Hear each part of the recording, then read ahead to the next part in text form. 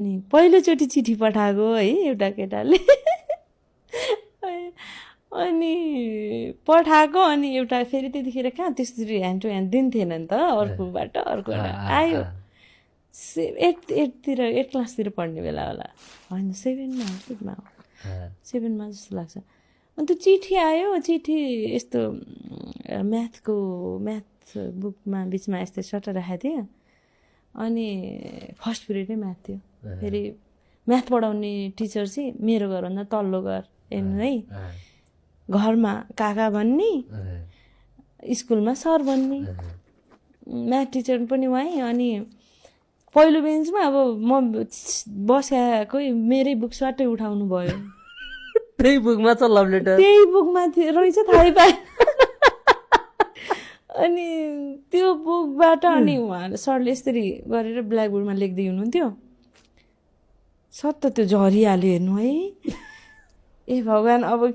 के भन्ने फेरि त्यही डर लाग्ने त्यति बेला कसैले चिठी पठायो भने त हाम्रो मारिहाल्थ्यो नि दाइहरूले त है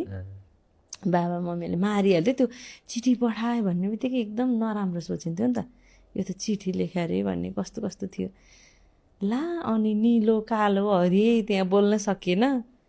यो चिठी कसको भन्नुभएको छ मेरो नि भन्दैन नि कसले नि भन्दैन केही पनि होइन क्या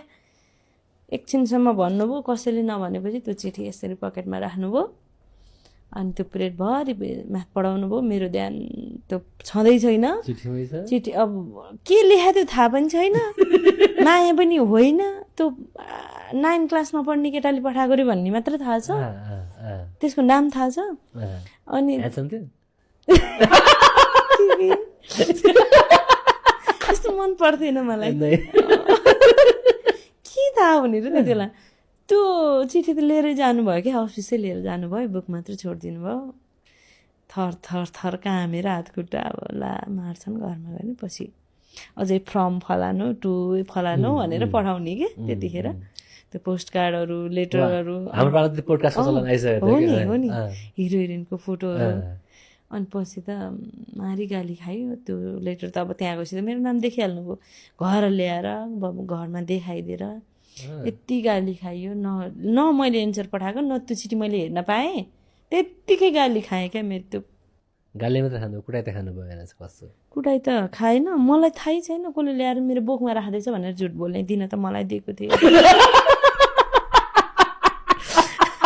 एउटा सन्जिता भन्ने साथीले दिन त मलाई दिएको तँलाई फलानाले चिठी पठाएको त भनेको तर घर आएर त दाईहरू त एकदम हाम्रो कडा है पक्लकै पारिहाल्छ बरु मलाई थाहै थिएन दाई थाहै थिएन मम्मी बाबा कसले ल्याएर मेरो बुकमा राख्दैछ अब यो को भने यो फलानाको छोरा भन्ने पनि चिन्नु भयो क्या फेरि मलाई चिठी लेख्ने त्यो गाउँतिरको त हो नि सँगै स्कुलमा पढ्ने त्यो भएको छ नि त्यहाँ त्यस्तो